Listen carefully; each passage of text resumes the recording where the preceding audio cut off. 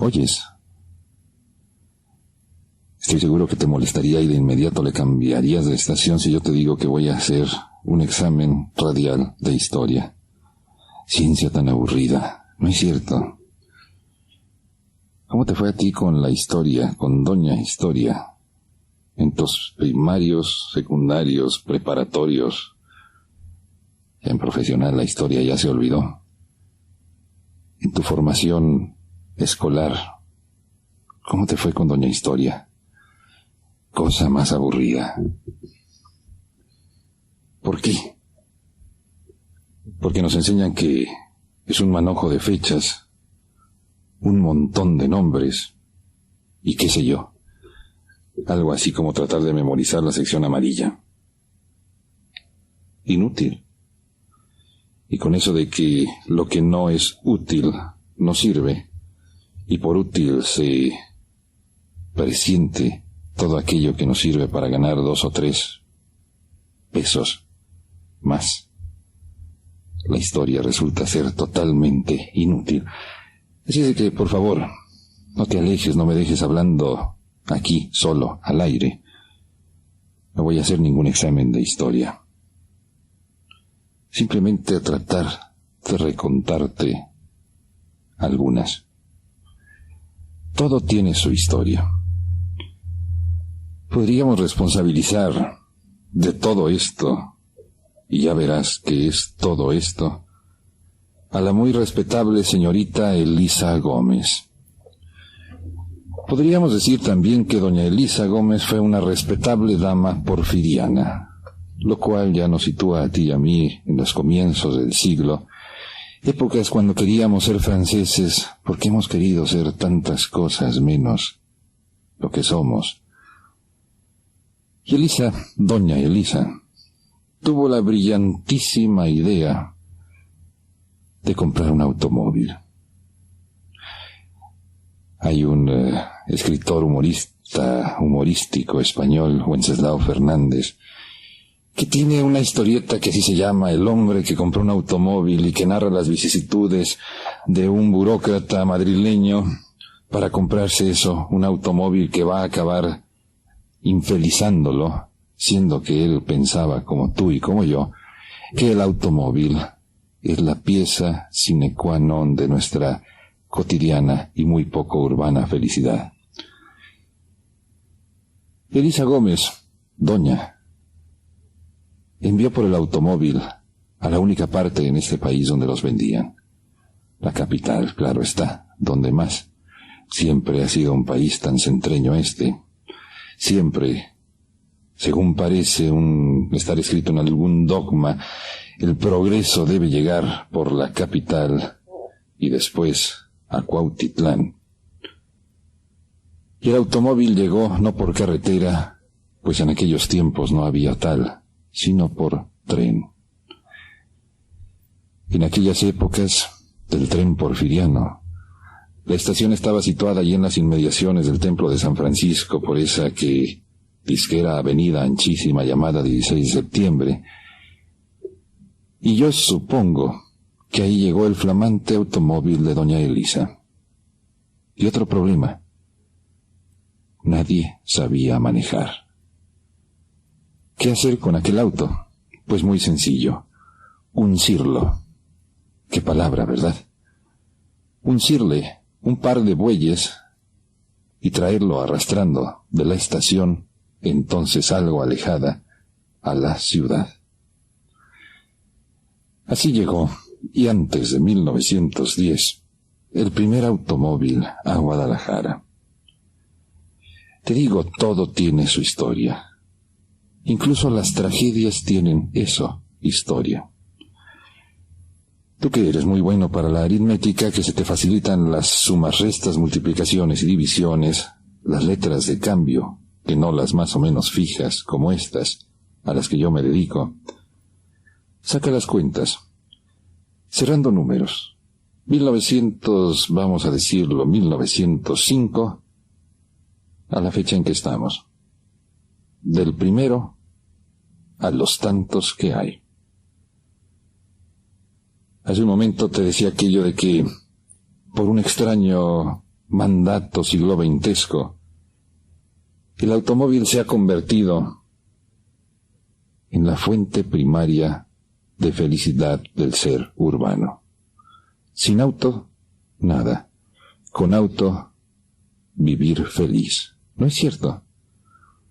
Fetiche de la época contemporánea. Te cuento un cuento de la relación ser humano-automóvil. A ver si algo te ilustra, porque a mí me resultó sumamente magnífica esta vivencia hace unas pocas semanas en el centro del Distrito Federal, y hay que llamarle así ahora, no en el centro de México. Hay una calle que se llama López. Nombre más vulgar, más sencillo de calle no puede existir. Y esa calle de López, como todas las demás calles, a ciertas horas se congestiona. Vuelta de rueda, quemar gasolina, tratar de llegar, tratar de no desesperarse. De pronto a mi lado, un automóvil convertible, espléndido, maravilloso estuche del maravilloso personaje que iba dentro de aquel convertible. Y para que veas cómo la historia, a cualquier escala, decanta los nombres.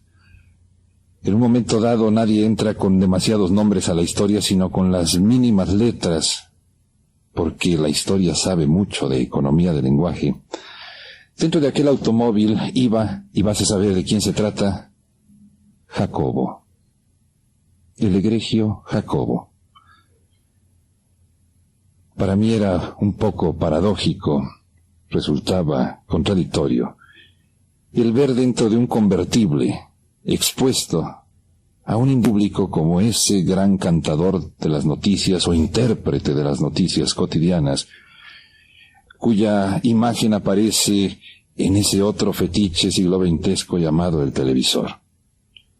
Expuesto allí al público, convertible. El sol caía a plomo. Era un poco ilógico porque el calor más bien invitaba a aislarse que a irse dando baños de sol por el centro de la gran monstra capitalina. La anécdota se complementa porque al pasar frente a un mercado, un borrachín advierte que va Jacobo, se aproxima a Jacobo y le dice: señor licenciado, yo estoy al lado. Por cierto, yo estoy al lado del automóvil oyendo toda la conversación. Señor licenciado, ¿sería tan amable usted de cooperarse para unas cervezas? Y el señor licenciado desplaza unos metros el automóvil y deja aquel borrachín hablando al aire, como tú puedes hacerlo ahora conmigo si le cambias de estación. El acto segundo de esta comedia, borrachito acariciando flamante automóvil convertible. Licenciado, dase cuenta de lo que está haciendo con su arma, estuche, con su alma pública, que algo de eso es el automóvil, y acelera otros metros, poquísimos metros, lo suficientes como para que el borrachín aquel quedara sin automóvil al cual acariciar, y en ese momento el borracho levanta la voz y le grita: pero si yo ya sabía, Jacobo, que eres un esto y lo demás allá. Los que oímos, reímos. Estuche de ser público el automóvil.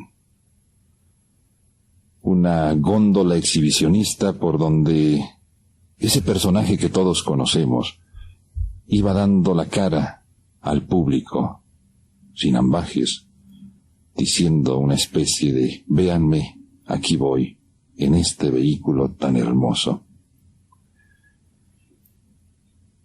Cuando en los albores de la filosofía se debatía los valores de la república, la monarquía, cuando se podría hablar abiertamente de la esclavitud y no veladamente como lo hacemos hoy en día tú y yo. Alguno de los planteamientos socráticos era aquel famoso: ¿quién es más esclavo? ¿El rey de sus esclavos o los esclavos del rey? Porque por un extraño procedimiento, por una extraña capacidad que tenemos los seres humanos para acomplejarnos, lo cual equivale a complicarnos la vida, el automóvil se ha convertido en el propietario del propietario. ¿No te da la impresión de que algo hay de eso?